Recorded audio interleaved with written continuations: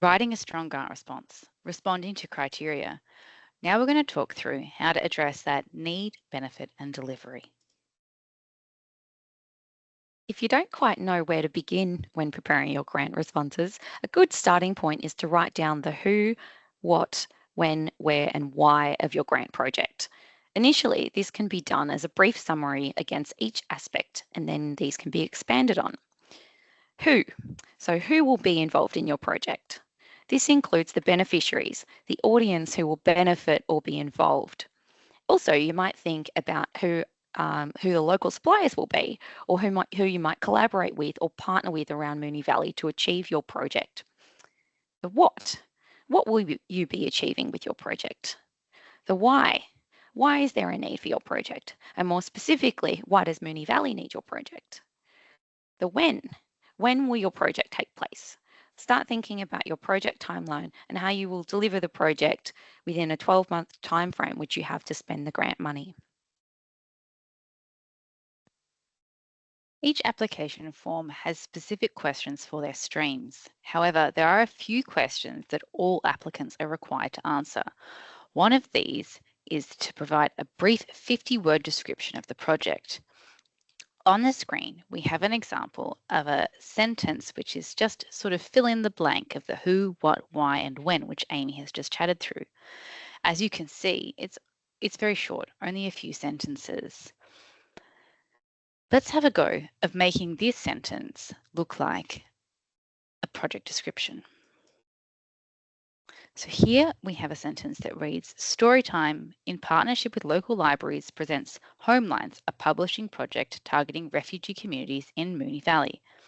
Homelines will build connections and belonging for refugee communities through writing workshops, exploring themes of belonging and home, culminating in an exhibition of stories and artworks at local libraries in 2025.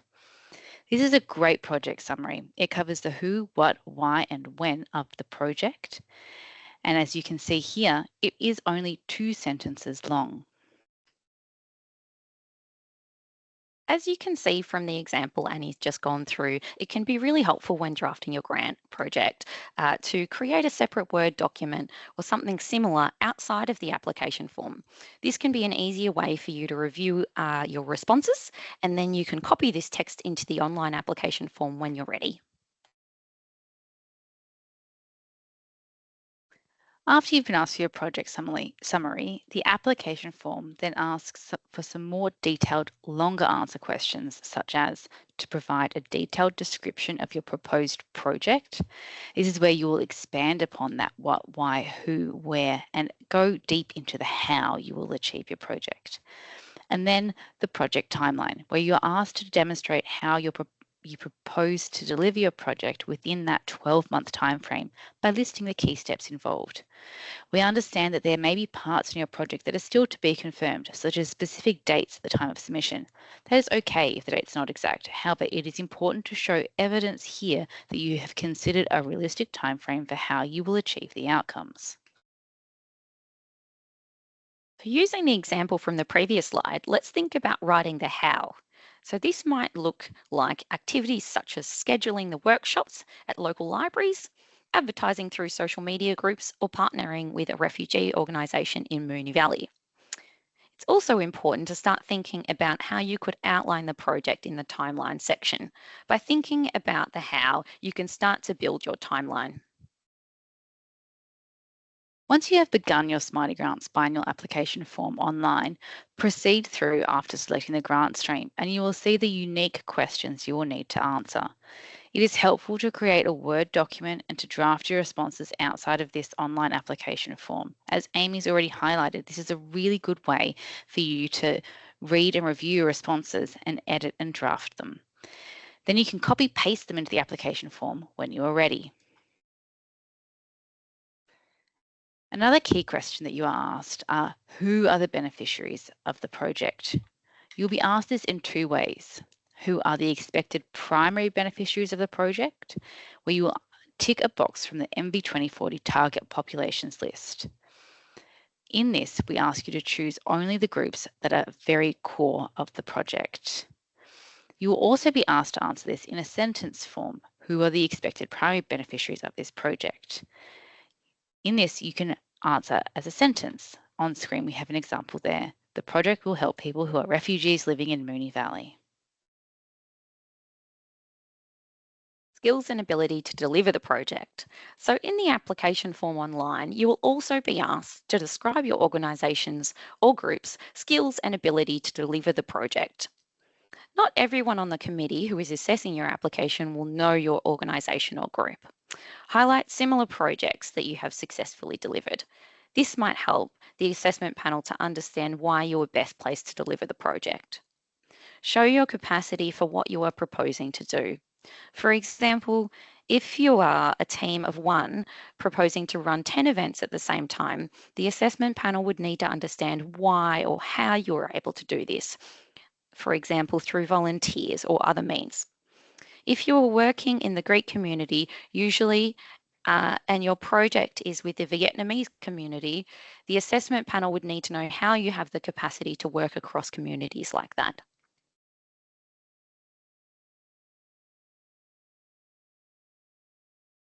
Auspices. Do you need an auspice? An auspice is required if you are a community group that is not incorporated or an individual applicant without public liability insurance.